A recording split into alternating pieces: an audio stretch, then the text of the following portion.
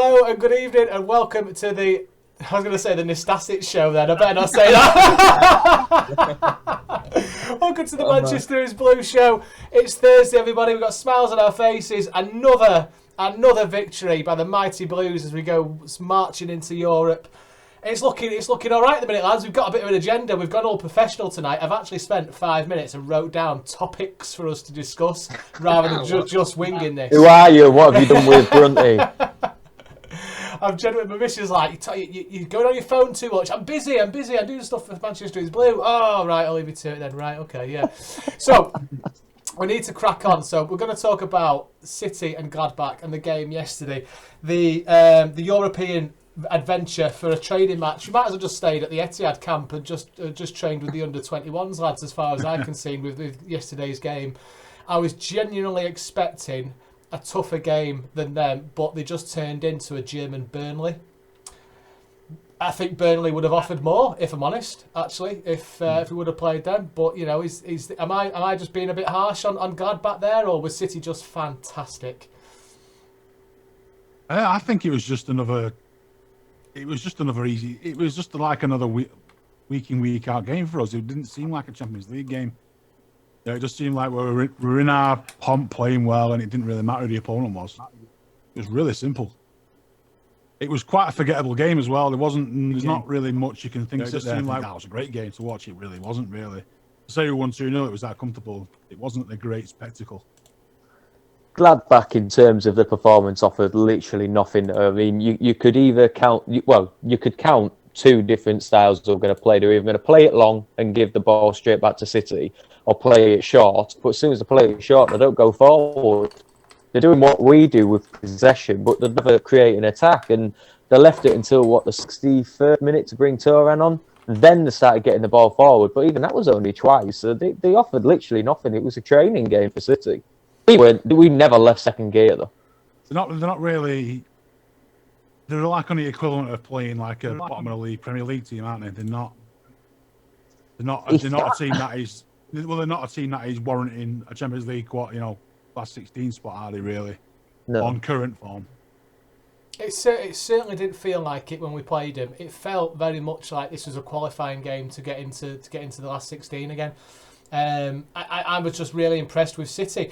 One massive frustration I had was a bit of a little mini meltdown by some City fans thinking Pep's doing a Leon on us again by putting John Stones on the bench, where Laporte was outstanding, I thought. Dan, I know you're obviously Dion's love child, Ruben's love child. What's your thoughts on how he did with Laporte last night in the back? In terms of the single performance, Diaz was outstanding. He was, not take anything away from Laporte, but you could definitely tell who the focal point in that back four was.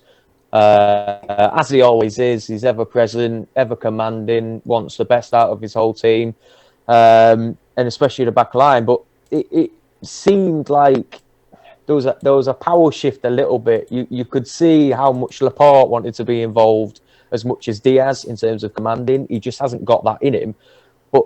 I think it's the first time I've seen two proper... I'd hesitate to put John Stones in this category, but if you know what I mean, proper beefy centre-backs. Two lads that would easily go into a proper rough challenge. They didn't have to, but it's weird having that. Whereas Diaz and Stones, you knew Diaz would be the interceptor and Stones would be the instigator. You know, as soon as he gets the ball, he's the one who drives forward. They took it in turns last night, and it's quite interesting to see Diaz a lot further forward than he normally is, and it worked well. It allowed the whole team to push up. He's so good on the ball. Worst team. Yeah, he's so good on the ball. He can step into midfield a bit like Rio Ferdinand used to. Saul Campbell in their heyday where they were confident, like shoulders out, there's 10 yards of space, no one to pass to, I'm just going in. Yeah. And that's Stones' job normally, but because Laporte doesn't have any pace about him. Diaz was the one with the pace last night, and it had to be Diaz's job to push forward. Whereas if it was Diaz and Stones, Stones is the one with the pace, and he would do it. It worked well either way. Hey, listen, it did. We've not conceded a goal in 616 minutes in the Champions League, keeping 6 consecutive clean sheets. Our defence is saying an awful lot at the minute. What do you think of the introduction with Walker last night, Tom? Yeah, I think it was good to see Walker back in and amongst the starting 11. And I think the fact that Cancelo has now evolved into on form the best sort of fullback in the world, and if you can even call him a fullback anymore, because he's sort of, I don't even know what to call him apart from an absolute genius. But the fact that Cancelo's form has sort of improved this season as opposed to last has meant that Walker can be afforded more rest than he was allowed last year. And we sort of, Walker is the sort of player that you kind of expect to drop a bollock here and there, but it tends to be when he's sort of had a run of 5, 6, 7, 8 games in a row, and then he sort of makes a mistake. And then that was when Cancelo was sort of given opportunities last year. Now that he's sort of being rested and brought in for the games where Pep needs him, obviously he's getting on a little bit. I say that loosely. He's still got plenty of time left sort of at the top of his game. But the fact that we can afford to rest Walker through the league, because we've got Zinchenko who's playing ridiculously well, Cancelo who's playing really well, and things like this, it means that when we do need him, when we can bring him in, he's fit, he's raring, and he's ready to go. And I thought he didn't really have a massive opportunities yesterday because Gladbach sat so deep. Like, I agree with you in that I expected them to sort of try and play a little bit more than they did. But yeah, having Walker, similar to Laporte, the fact that these sorts of players are fresh and sort of coming into these Champions League games on the back of sustained periods of rest, means that, well, I think we made 5 changes, was it, last night from the win at the weekend, and we've still got a side to rival any. So the fact that we can rotate and Walker can play these games fresh as opposed to sort of run down as he was over the last couple of seasons is going to bode really well when we get to the latter stages against the sort of the teams who are going to try and play football against us. Brian, I wanted to bring you in on Ederson for a minute, because he barely did nothing for 91 minutes of the game yesterday, and the last kick of the match he had to be brought into action pretty swiftly, didn't he? That is what makes a world-class goalkeeper. Joao had that. It's the sort of focus where you won't have a shot faced, or you have nothing to do for so long, and then in the blink of an eye you need it and you're on it. You know, that is the levels of a world-class goalkeeper. You'll see it with Alisson. De Gea had it at one point in this league. Joe Hart had it, you know. All the way back to like years ago, David Seaman, I can remember being like that. It's that one, not for us, but for Arsenal, but it's that is the level of the world-class goalkeeper. You know, where you can be just sat there as a pedestrian for 89 minutes, and then one comes, and years ago that would have gone, you know, with a lesser goalkeeper, they would have got one back there, and that's the tide back in it for them. They've got something to play for. You know, but that's for me is why Ederson is probably the best goalkeeper we've ever had, and he's just to be switched on and be ready and just make a save and brush it off, and then that's it, done. And you did notice if you saw it, he said he was like to the defence, "What is this? What are you doing?" You know, he was at it. He was giving back. You know, orders out. It was like the 90th minute, well, basically get your shit together. Yeah, absolutely. I mean, he had that massive eye of a tiger on his face, didn't he, as well, that he just was not impressed by that whatsoever. So, yeah, fair play to him. 3 players particularly I want to talk to you about. I'm kind of, if you can tell, I'm building from the back going forward here. So we're going to move into midfield, because we've already give Cancelo a lot of praise. We've already given Walker a lot of praise, and another one further forward is Bernardo Silva, because Cancelo and Silva and Walker have all been named in the Who Scored UEFA Team of the Week this week. Bernardo Silva scored with his head, lads. That's, you know, I don't think there's much this lad can't do at the minute for us. He just seems to be absolutely on fire. Just to give you an idea of where I'm talking with this, he's been directly involved in 8 goals in his last 10 appearances for City in all competitions, 3 goals and 5 assists. He's coming into that rich fame of form, Dan, isn't he, that we really need to see from him, especially towards the end of the season, the business end of the season. Yeah, it's exactly that. You know, the winter/Christmas period tends to be the period where a lot of players drop off. Bernardo Silva, for pretty much the entirety of last season, was non-existent in most games. And this season, he is slowly starting to grind out those performances. But what I liked from him the most last night, obviously the header, of course, was he's brought back that energy, that work rate, like the Liverpool game a couple of seasons ago. He's brought that back, and he's had little snippets in the previous games, but last night was the first game I've seen recently where he's had it for nearly the whole 90 minutes. He was chasing every ball down. There was a highlight after the game. I can't remember which part of the game it was, but him and Foden closing down the ball, and they were both sort of oohing and ahhing side to side, keep the player guessing. And it was Bernardo Silva who was the one that edged closest to us and won the ball back. It's just that energy that I think we've lacked so much from him. Added to that, his performances are getting in positions to get goals and be contributing to the goals as well. He's now finding that exact form and the exact player that we had in that first season. And there's no reason he can't improve even further than that, because we know he's got it in him. And he's only 26. The lad is phenomenal. If he can keep the work rate up, which we know he can, he's so intelligent off the ball, let alone on it. He'll be directly involved in a hell of a lot more goals before now and the end of the season. He's been doing brilliant, hasn't he? There's no doubt about that, and I'm really gone. I say if there's one that I can be a little tiny bit critical of Bernardo. You can be, yeah, absolutely, yeah. This is nitpicking. This is because I've seen that he can do better. There has been times where he'll get the ball 25 yards out, turn inside, rifle one in the top corner. We saw it at Old Trafford. He's done it plenty of times. He's got that in his locker, and then he'll get a chance inside 12 yards out, and he'll take a touch and take 2-3 more touches, and he's not in it, or it comes to him, and you think this is Bernardo. He can bang these in for fun, and it's just a really weak, tame effort that might dribble wide. It's like if he could just get that a little bit more clinical with his, and now opportunities where he's like, this is him. He needs to take that chance now. He misses more than he does hit the target, and that for me that's his next level to go to. I don't know if you noticed that. Maybe it's just me, and I'm really critical. But I think I'm a bit. I think I'm a bit blindsided by Bernardo, to be honest. I've not really noticed his weak points, but now you mentioned it, I'll watch him for the whole game. It's definitely there. There is chances where you think, "That's Bernardo. This is false to Bernardo," and it's like a really tame shot. Or he tries to side foot it into the net from 20 yards, and he's like, "Just hit it, mate. You know you can do it. You got it in the locker. You scored screamers." Just to be devil advocate like you normally are, we'll reverse the roles here.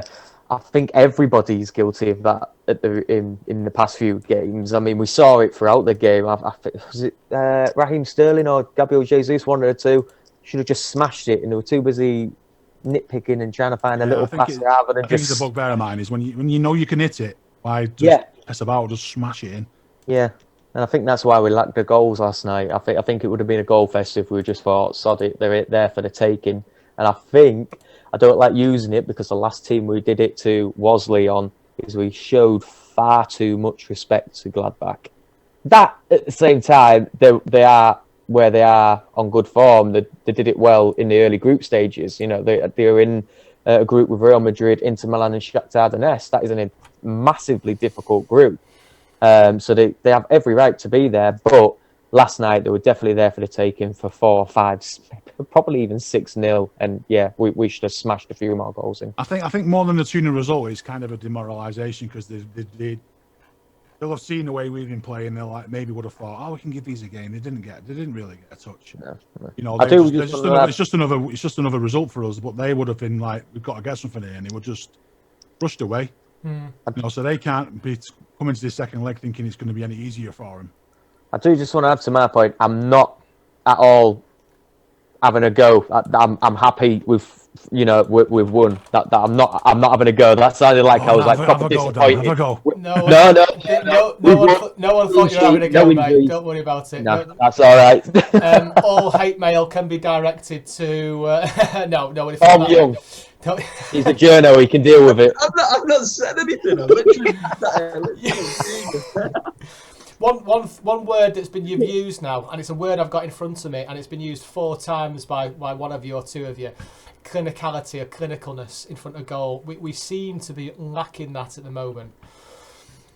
It's hard for me to say that because we're winning games and we're scoring goals, which is fantastic. But last night was a prime opportunity for us to have scored.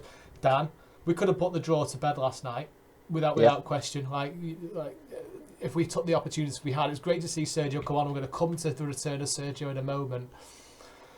But I tell you what, it's frustrating watching Jesus play sometimes because there's that opportunity. We all know which one I'm talking about. I can see it running through my head again, where he's got an opportunity to shoot, but he just doesn't, and he's You just knew he weren't going to score. You just knew he wasn't going to score. Questioning himself, and I'm like, I put a tweet on Twitter last night saying, did anybody else kick the air then, wanting him to kick the ball? And it's just like, just shoot, just shoot.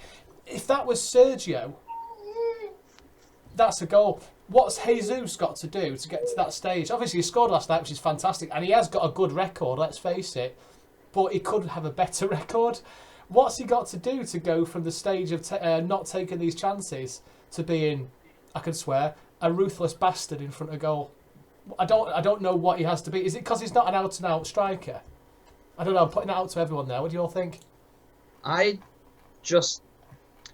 He's so frustrating because you can see the talent that he's got, and you know that he's so good with the ball at his feet.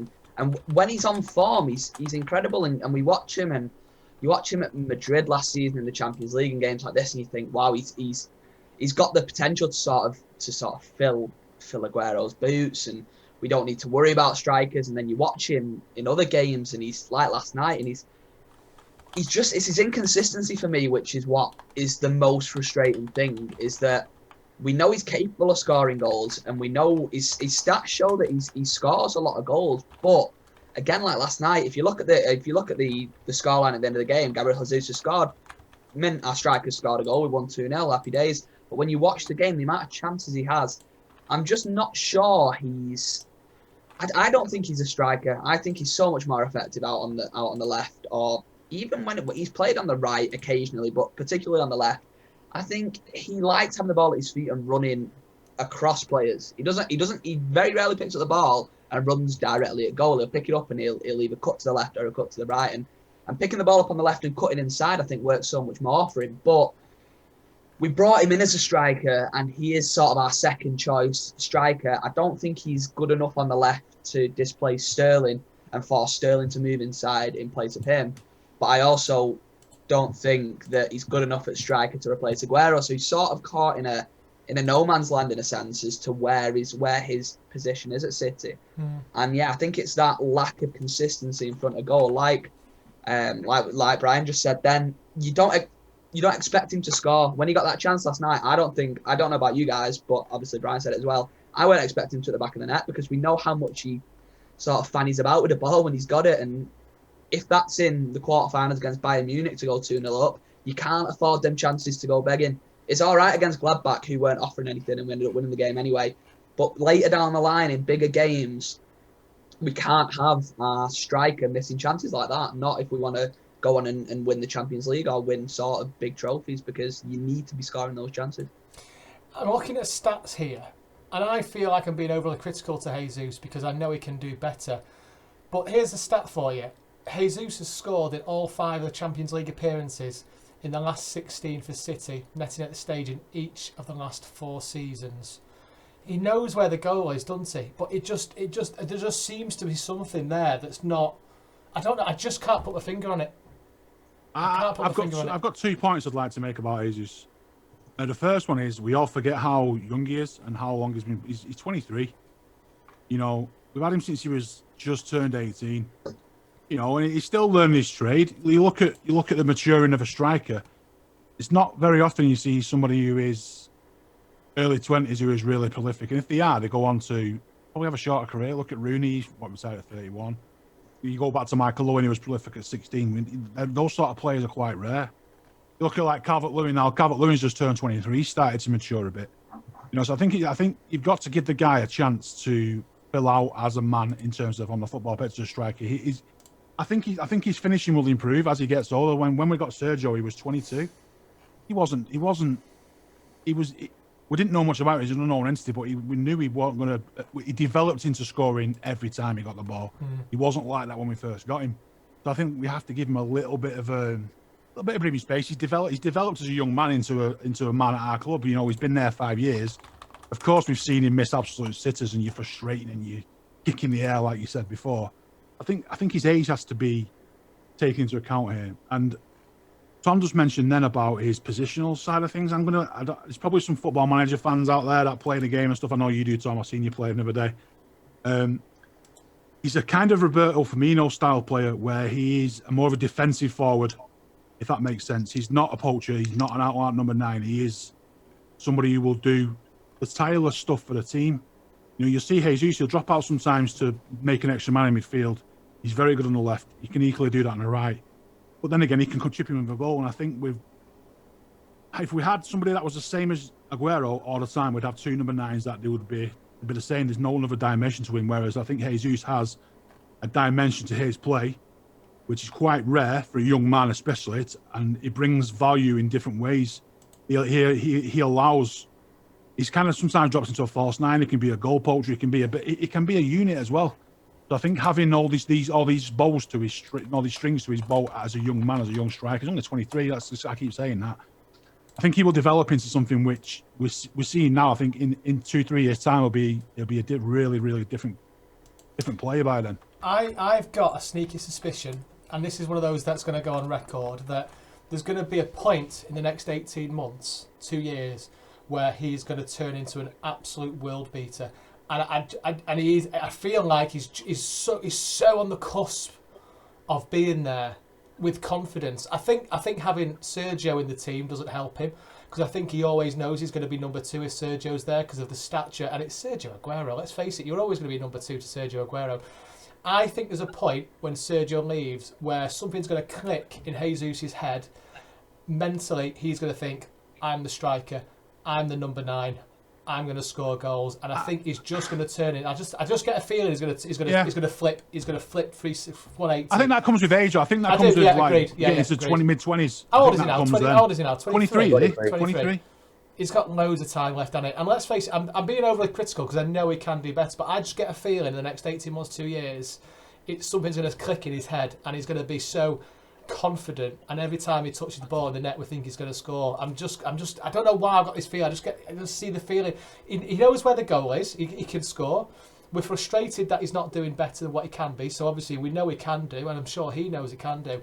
There will be a point in the future where it'll click for him and he'll be our regular striker. And the thing with Jesus is what you got to that spot on for me. The thing with Jesus is he is, in terms of staying fit and not injured, he's one of the most consistent players in the Premier League in general. Hardly ever injured, hardly isn't available for the squad. Yet, like you said, Tom, Sergio Aguero will always get the nod ahead of him. Recently, he's been fit, he's been ready to come to games, but the way Guardiola's playing this season, he's not needed as much. And I completely agree, there will be a point in the next year or two. He will just, that click, that maturity will just, right, it's time to start banging in the goals. I've had plenty of games. I know this league better than most players at the moment. I'm going to start scoring some goals. I'm going to start scoring some crackers, because we've seen the goals. Some of the goals he scores are world class. Some of them are little tap-ins, of course. But if he can adapt that terrier-like instinct like Aguero has, just get in the box, like the Calvert-Lewins, just get on the end of it, like the Canes, get on the end of it, he'll score so many goals. And I agree with you, Tom. It's just something that's just going to click. I think we all know within the next 18 months Aguero's going to be gone. Whether that be end of this season or end of the next, he's going. That's the end of it. The dream's over. We've had our love affair. It will be in the history books forever. When somebody's going to come in, and I'd like to think that by then Jesus is probably going to be the senior man out of that pairing. Because he's not going to out and buy 3 strikers. He's going to come in and buy 1 to replace Aguero. It's 1 in, 1 out. You'd like to think that Jesus will be the senior strike partner for them two, especially in terms of experience internationally and in the Premier League. He'll have won 4 titles if we win this year, Jesus, right? And that's correct, is it? 4 titles? 3 or 4, 6, 7 major trophies. You know, that experience at 23, 24, we all dream of this Haaland coming in, or whoever it's going to be, to come in and be the new number 9. Well, he's there. The natural successor for me is there. We're going to bring in somebody who will challenge that, and in 2 years' time, that player might well be the new Aguero. But I don't think I could think of a better second striker to have at our team that fits the system, plays with us. You don't hear a single thing from him. He seems to be the ultimate professional. You know, his head's screwed on. He's dialed in terms of his English. You know, he's focused, and to have that player alongside another striker, maybe another striker alongside him, I think when the time comes to replace Aguero, we are going to be in such a good position. Can I just quickly add before we move on? We talk about Jesus' age, and don't get me wrong, he's not old by any stretch at 23. But I just think with Jesus that he's been with City for a significant period of time now. He's been training with Aguero. He's been playing alongside Aguero, one of the best strikers to ever grace the Premier League for all this time. And he's still not sort of got that clinical edge that we hoped he'd have by now. And you look, and he's a very different striker to the likes of sort of Haaland and Mbappe, these sorts of players that we talk about. But like, you think Haaland's 20 and he's scoring goals at a ridiculous rate of knots. And as for me, we are the best team in the world right now, Manchester City. The way that we're playing football, the form that we're in, there is no better team in the world right now than City. And I'm not saying that we have a divine right to go out and have Mbappe, to go out and have Haaland. But as a team playing as well as we are, if we go out and win the Champions League this year, which is obviously a very, very long way away yet, and I'm not saying that we will, but you remember when Hazard signed for Chelsea about however many years ago, and it was City, United or Chelsea, and he came out and he said, I'm signing for the Champions of Europe. And if we do go out and win the Champions League this year, and Haaland becomes available, and I do think Haaland will leave Dortmund this summer because I don't think they'll qualify for the Champions League. If he wants to come and play for City, if we're the champions of Europe and Haaland wants to come and play for us, I don't see how we turn that down or turn a player of Haaland's calibre down in favour of Jesus potentially hitting this sort of clinical thing that we all hope that he will. Because I know he's young and I know he's got time to progress and I know he could become better, but there's no guarantees that he will. And in my mind, I'm kind of the belief now, or getting towards a belief that why hasn't it happened yet? Why hasn't he turned into this sort of player who gets through one-on-one in the Champions League and we all sit there thinking he's not going to score this? Whereas if Gundogan gets through one-on-one, a central midfielder, we go, yeah, he's going to be at the back of the net here. If De Bruyne gets through one-on-one, we expect him to score. And I think I really want Jesus to work out at City, and there is still every opportunity that he will. But when you think about who's available and the players we're linked with, even players like you, like Marlon, Dan, who you rave about from PSV, he's a clinical finisher and he's young as well. And I think sort of age is becoming less of a thing in football. I think players are sort of getting opportunities much younger now at big clubs like Jesus did from sort of 18, 19. And it just worries me that he might never hit that sort of clinical thing that we want. And when Aguero does leave, can we afford to let Haaland go to another club in the summer if he does leave on the basis that we've got Jesus who we hope will work? I don't want to be really negative about him because he's a great footballer and there's no question in his ability. But as a long-term striker for Man City, I just can't see him ever being that Aguero successor. The question is, does if obviously Sergio goes, if City do sign Haaland or a big striker, which is quite rare for City to go and buy a finished product, let's face it, does that then tell you that Pep's got no faith in Gabby taking up the reins?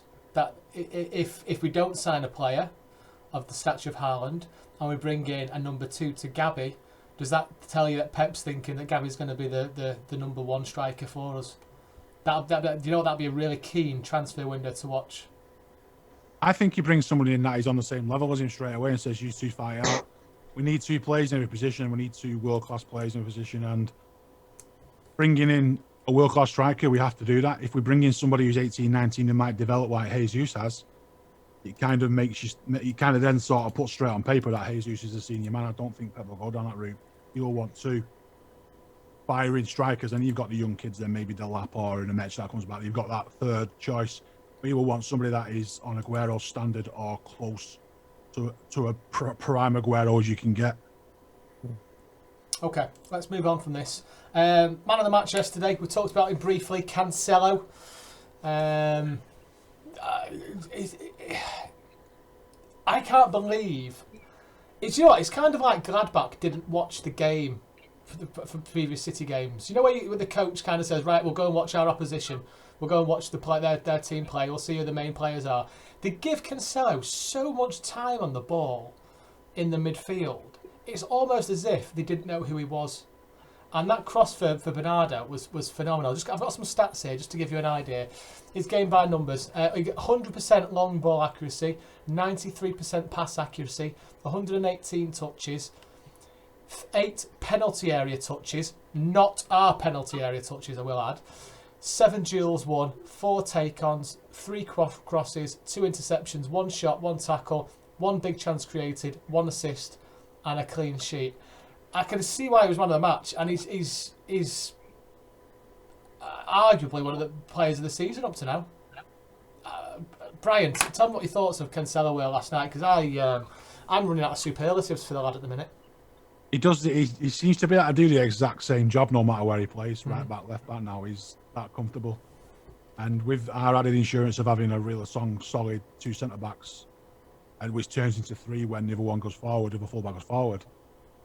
Somebody made a comparison about him being like Pep's Philip Lahm. He really is that super utility player that can play everywhere, and he will guarantee a starting position in every one of those positions. You know, he would be.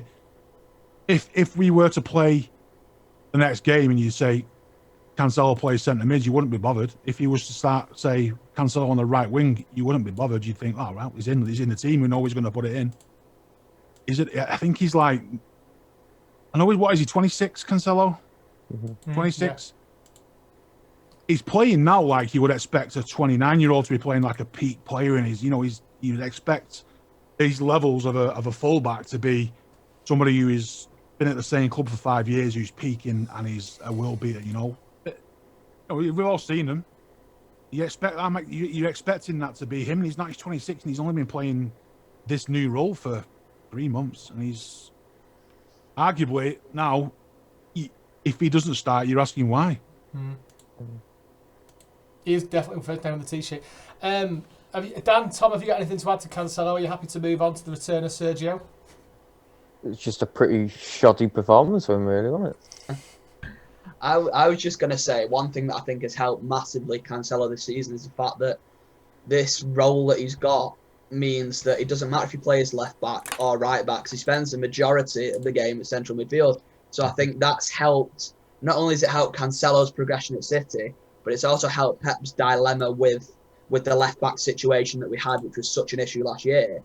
Because if it's Zinchenko playing left back, he spends the majority of the game at centre mid. If it's Cancelo playing left back, he's playing at centre mid. So we've sort of eradicated the issue of not having a left back by sort of eradicating the left back position, while still playing 4 at the back, which is absolutely crazy. Because Pep's just an absolute wizard. He's a genius. No one can sort of, the way he's reinvented football and the way he continues to reinvent football is ridiculous. And I think Cancelo was a signing no one really expected last summer. He kind of came out of the blue, and we spent a lot of money on him, and everyone was like, yeah, it's a good signing, but why have we spent 60 million quid on sort of a fullback or whatever it worked out as after we've done all the weird selling Danilo for like 35 mil. But I think obviously Pep knows what sort of qualities he had, and the fact that he can play 57 positions in one game. He's a fantasy football dream. He's so good, and I think he's just gonna, like Brian said, he's only 26. He's gonna keep getting better, and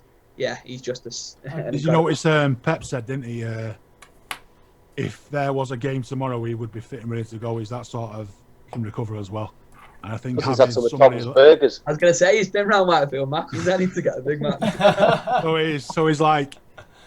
He's super fit, and you know that having a player that will be fit every 3 days, he's going to play a lot. Right, let's move on. Sergio Aguero. We're only doing a quick one on Sergio.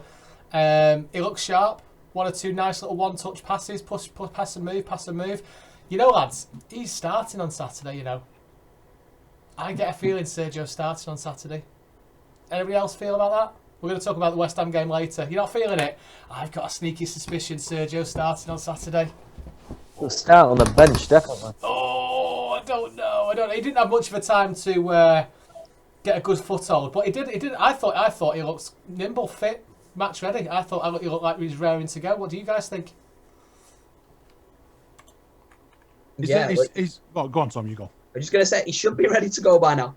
He's been back in and amongst the squad for a good 4 or 5 weeks now, is it? Or I don't know how many weeks. It's been a load of match days, but become so thick and fast that he should be ready to go by now. And the fact we've been able to afford him extra time off has obviously helped him massively. I'm not sure about West Ham. I think West Ham are quite a physical team. I'm not sure. I think he got injured against West Ham. That was where he picked his first, or one of his injuries this season was at West Ham. And I think, yeah, I'm not sure if he'll start against West Ham, but he certainly looks ready. He certainly looks sharp. And I think he's going to be sort of like we're seeing with Walker, one that we use in the Champions League and one that we can sort of save for the latter stages of sort of the cup runs. And there's no need to change massively what we're doing now. And I don't think Aguero fits, not fit, but he's got a very different style of play to sort of the way that we're playing now. And like we've learned to play without him, haven't we? It's like with De Bruyne. Who would have thought De Bruyne would be on the bench in a Champions League knockout game? But the way that we're playing at the minute, I don't think we need to make massive changes to bring other players in. I think De Bruyne will start against West Ham because I think he sort of is a like-for-like change. Sort of De Bruyne coming in for Bernardo or De Bruyne coming in for Mahrez or whoever is more like-for-like than Aguero coming in for Jesus. So I don't know if he'll start, but he's certainly, like I say, he looks ready to go. And I think the minute he gets half a chance, I think we'll see him at the back of the net because that's the sort of player that he is. Well, he's going to be managed and he's going to be in cotton wool. You can imagine, like, he'll be carried to his car at the end of the game and that sort of, looked after. I think, how are you, Sergio? Sit down, sort of that sort of stuff. Let me get you a brew, pal. Yeah, do you want a brew? Yeah. Well, Is your shoulders all right? We play United in a couple of weeks. We play United next Sunday. That'd be great to have him 100% for that, wouldn't it? He loves the goal against United. He loves the goal against United. How far is he off Rooney's record? I'm sure he's not a million miles off the sort of the derby goal scoring record. And if he's not got many derbies left in him, I'm sure he'll. That is a Google search I will gladly do for you, Thomas. Wait right there. I'm sure he's not a million miles away. I think has he got 9 maybe or something for us in derbies? Is the record 12? Right, do you know what? Right, okay, here we go. Sergio Aguero on 9. Francis Lee, 10. Joe Hayes, 10. Wayne Rooney, 11. Yeah. Wayne Rooney. I tell you what, Sergio hat-trick against United that would make me so happy. In potentially his last derby as well. Oh, I love that. Don't say that. No.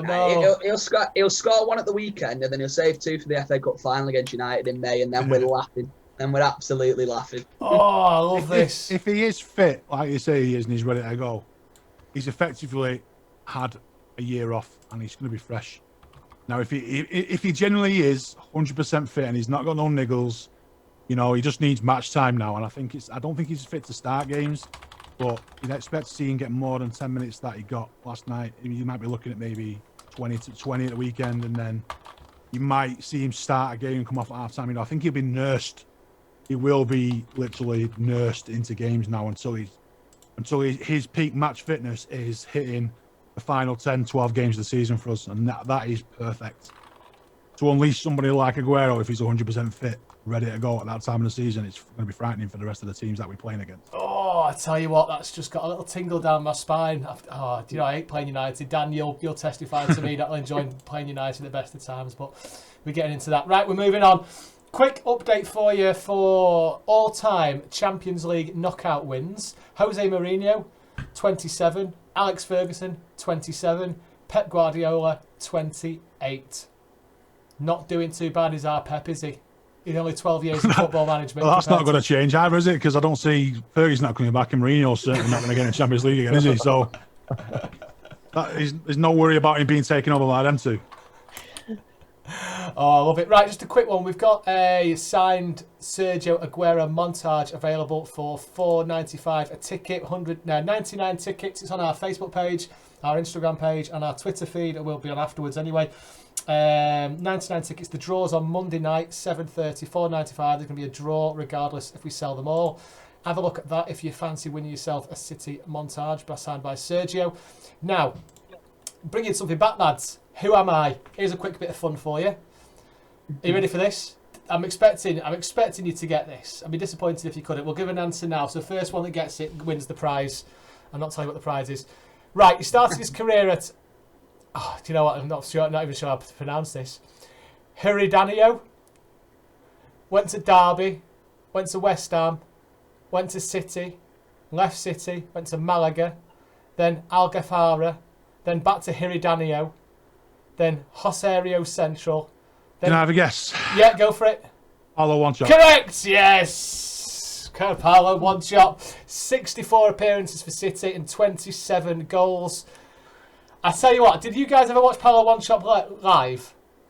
Yeah. Crazy legs, honestly. Crazy legs. That I remember that lad could run with his legs going all over the place. He didn't have a clue what was going on, so the defenders were knackered. I remember vaguely, not vaguely, but I vividly remember that some of the time he for like 4 games, him and Anelka were on this other level.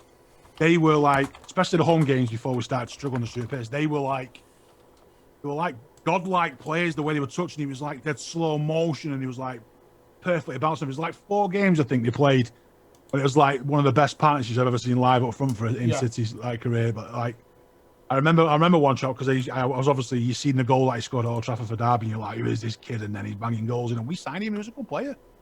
I had a lot of time for it. I think we signed him and George Weah the same transfer window. I remember going to Stockport County for a I was there. Standing up. Were you standing up behind the goal? Yeah. With the bananas. Come on, bananas. With a face paint on. Yeah. Oh, love it. Absolutely loving life. Right, we're moving on. Dan.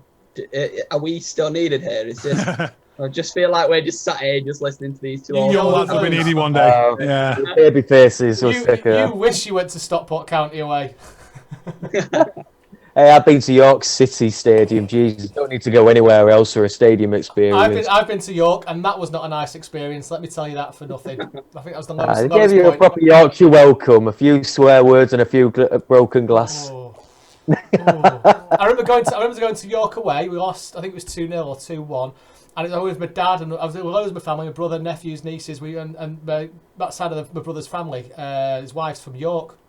So we all went out for an evening afterwards, and we're getting this black cab after going back to the restaurant and going back to our hotel. And the taxi driver said, "Oh, you don't want to stay out too late. Loads of City fans in the town centre." We're like, "Oh yeah." Yeah. Where are they? We'll try and avoid them. Where are they? Yeah. It tends to be the train station, would you believe? Right, we're moving on. Bit of news. Did you hear that there's potential chance of them moving a Premier League fixture back a week so City fans can attend a game against Brighton? So basically, obviously, with the potential of fans attending a football match, and obviously COVID, etc. There's talks of the Premier League moving one game week back 1 week, and the whole Premier League season back a week, so they can fit fans in for one game week for a couple of games. How do you guys feel about that? I don't feel too bad about that. It gives the players an extra bit of rest as well, potentially. It depends what you mean by fans. It's going to be 400 people or something, then good luck to those 400 people, so that might attend a game. But I think it'll be at City, it's at Brighton, so it'll be like 10,000. Well, last game's at Brighton again. Last game of the season's home against Everton. Home? I think Right. Brighton's maybe Brighton's away, though, away so it'll be Brighton, and then they'll be able to play the home game at we got City then, Everton at home. Yeah. I mean, I get to games every week, so I'm not bothered, mate. It's no skin off my back. You know what I mean? Like, it is what it is. If things tend to keep positive with the whole COVID stuff, and if it gets to around that time where it seems like there's light in the tunnel and people can go back to some sort of normality, then yeah, do it. Not just for us. It's not just for us about having this title if we win the league and be able to pick the trophy up. It's for all the teams and all the teams that we're playing at home. Would love to have the fans back for a weekend. Final game of the season as well, or week before. I quite like that. Yeah, regardless of where they're finishing and what they're playing, let them come back. Well, one thing with that as well, they'd have to move the FA Cup back a week as well. And would that mean they move the Champions? Is the Champions League normally a Champions League final normally a couple of weeks? It's like usually 3 weeks left. Yeah, after the end of the season, it's not too bad, that, I suppose, is it? I can't see UEFA amending any of their. No, I can't either. They won't give a match the FA. If anything, they'll bring them forward so they perfectly clash just to make life difficult for us. If we are anywhere near the Champions League. If you think about it, if we were to get to the Champions League final and the FA Cup final, the closer them two fixtures together is probably better for us anyway. I agree. Yeah, I agree with that. Yeah, we could have final game of the Premier League on the Sunday, FA Cup final on the Wednesday night, and then the Champions League final on a Saturday. And it's all wrapped up. It'll be the greatest week ever. Yeah. We're laughing, aren't we? So, you know what I mean? Easy. Dan, I can sense you're itching to say something. You're chomping at the bit there, pal. So let's move on. No, I must be probably the only one who's completely against fans returning this season. If it's safe. Why If not? it's safe, obviously. Well, if it's safe, even if it's just for a couple of 100 fans, don't do it. What I'd love to do is, the way this country is going, and if the government is to be trusted by anything, everyone should be able to move forward from July onwards with a hell of a lot more freedom. Why not just see this season out as safe as possible? Don't, put anybody at risk. Players, fans, whatever. Stewards have got to be involved in that as well. Their main reason most games go ahead are the stewards.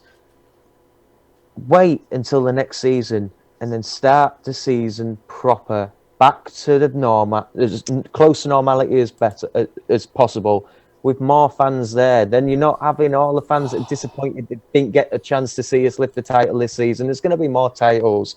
I would love to see, rather than a stalky Etihad Stadium, a couple of fans here, there, and everywhere, one in a corner flag, one up in the third tier, have the stadium back as all together. We all came in the first game back together.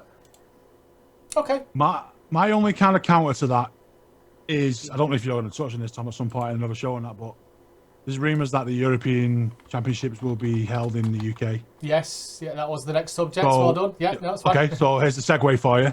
So, if they're going to host, it's theoretical that they will host games at the Etihad Stadium.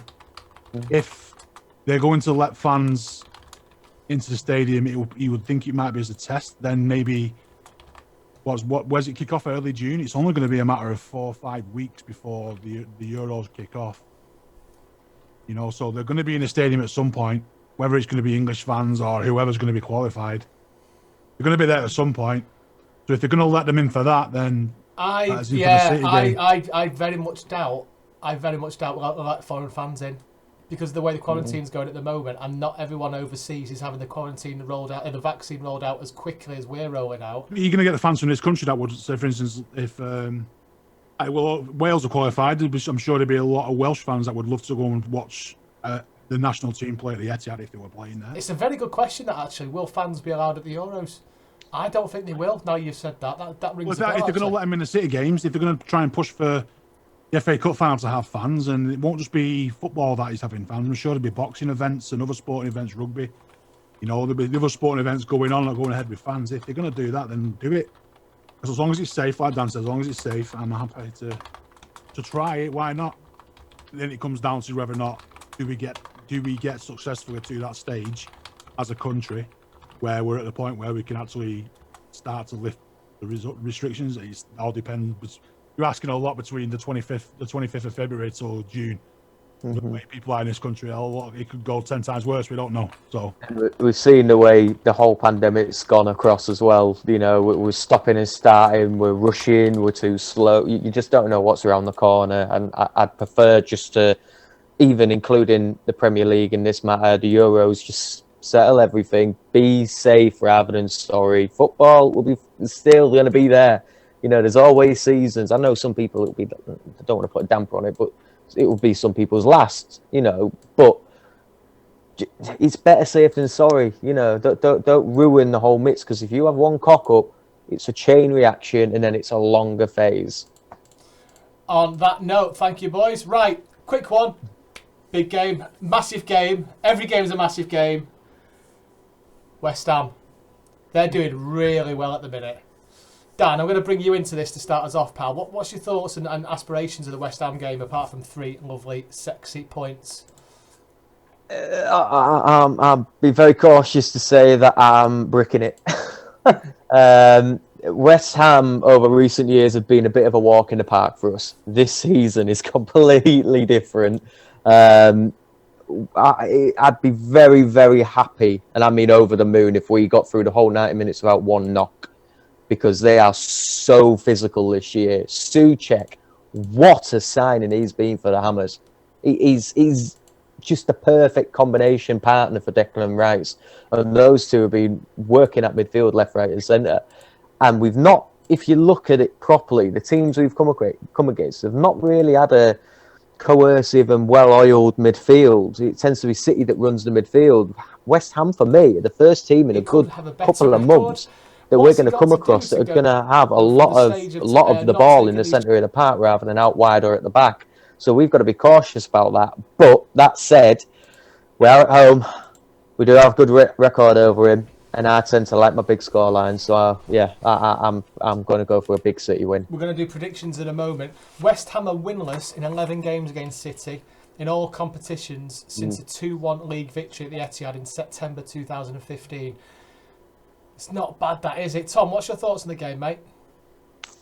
Yeah, West Ham have been sort of the surprise package for me this year. I think if it weren't for City sort of becoming unstoppable, I think you'd be looking at David Moyes for sort of manager of the season, and I still think he's in with half a shout if West Ham do manage to go on and make top four, which is still quite a way away yet. But yeah, they play good football, and I think that's what you always sort of have to credit is teams who, a lot of teams come to the Etihad and change the way they play completely because they know that they're going to see none of the ball. Sort of like Gladbach did on Wednesday night. I think they were the second top scorers in the group stage and they didn't muster a shot really.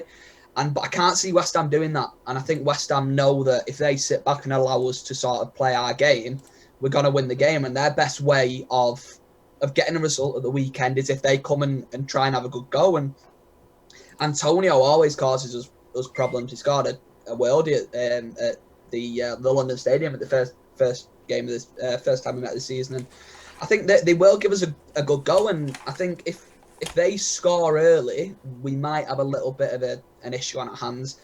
Again, I agree with Dan. I think I can't see past City winning any game at the minute. And I think whether or not his team's sitting behind our team's trying to go toe for toe with us, I think at the minute we're just so strong. And again, we go back to the fact that we can rotate our squad. I'm sure we'll see 3 or 4 or 5 changes from Wednesday. I think Zinchenko will come back in. I think De Bruyne will come in. I think we might see Mahrez start. Maybe even Varane could get a start. And we've just got so many players that are fit and raring to go that as long as we take our chances, if we're wasteful like we were against Gladbach, we could maybe find ourselves in a spot of bother. But I think they'll score. I think they'll get a goal. But I can't see past the City win again. Brian, anything to add before we go to predictions? I think I just think maybe it's what, a month ago now. I said with our next 5 games, if we're going forward those 5, that will probably push us as close to the title as we need to go before we can start saying it's done. Since then, we've won 3 in a row, so there's basically 2 games left of those 4 of the 5. So I mean,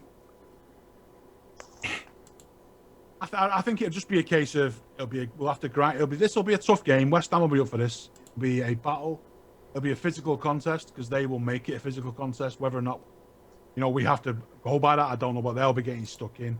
They've got everything to play for. I mean, if they can string a win for them or a point for them is a really, really good result in this because it strengthens their position in that 4th place.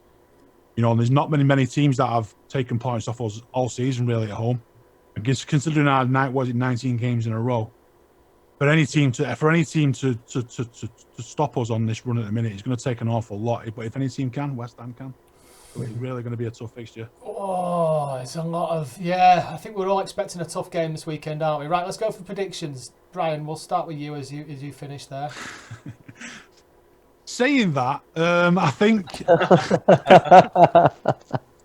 It's going to be. I think it'll be a tough game. I think we'll score. We've scored a lot of early goals, so I think we'll score early, and I think it'll be a tough game. But I think in the second half, they'll have run their race, and I think we'll win 4-0. The score will flatter us at 4-0, should I say? Okay, 4-0 like that, Tom. I'm gonna go with 3-1. I think we'll take the lead. They'll level up, and then we'll pull away in the second half like we usually do. Nice football score. Dan, what are you thinking? 2-1 loss. Oh! Are you serious? Is it Dan or is it City Dave? No, City Dave's gone for a completely different City Dave. He's gone for a 1-0. 1-1 City Dave. No, I'm. There's just something about me that thinks it's going to be a really, really kick in the bollocks game for City, and I do. I'd rather be positive, but I'm going to be honest in my approach. I do feel this is going to be a loss. I do think a non-believer. We've got a non-believer in it. Burn the witch! Burn the witch! Where's the but? I'm only kidding.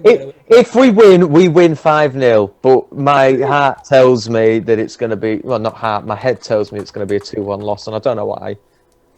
This is a 2-1 loss against the team we've scored in 19 consecutive League and Cup games against. All good things come to an end, unfortunately.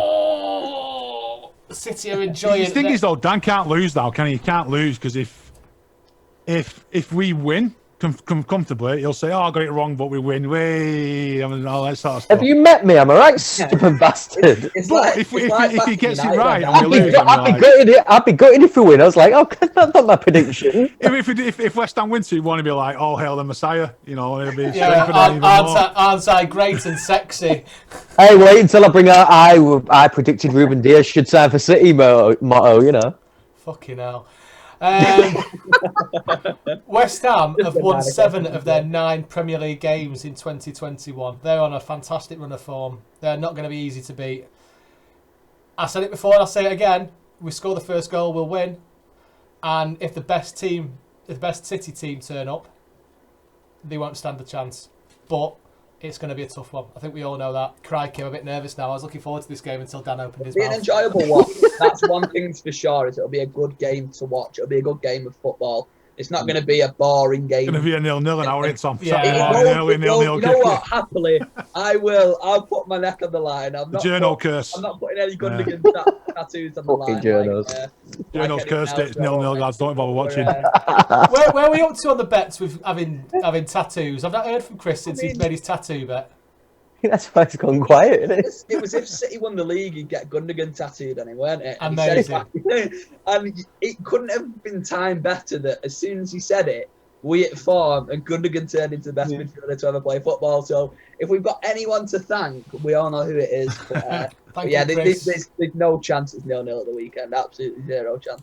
Oh, you just double down on it now, and that means he's going to be the worst game you've ever seen. It's not. We both teams play good football, so therefore it's gonna be 0-0, and there's no two ways about it. So yeah. Are you going, Tom? You going? I am indeed. Fantastic. Yeah, right. I will be there on Saturday, watching that boring 0-0 draw. So yeah, I'll be there to chat with you pre-game and half-time and. Whenever you're chatting about City, we can talk shit about City all day of the week. Mate. You know that as well as I do. Right, that's it. We're wrapping it up, lads. Let's go to bed. I'm knackered. I've had enough of the negativity from Dan for one night. Bring back positive Dan next week, please, pal. I need the 10-0s. Where's the 10-0s gone? Wouldn't City technically be invincibles with City, Dave? Like, we just draw 38 games in a season. And technically speaking, we don't lose. Yeah, but we're essentially relegated with being unbeaten. 38 draws, yeah. I think we'd stay up on goal difference, maybe. Oh, I love it. Listen, thank you very much for joining us, Blues. Has anyone got anything else to add before we go?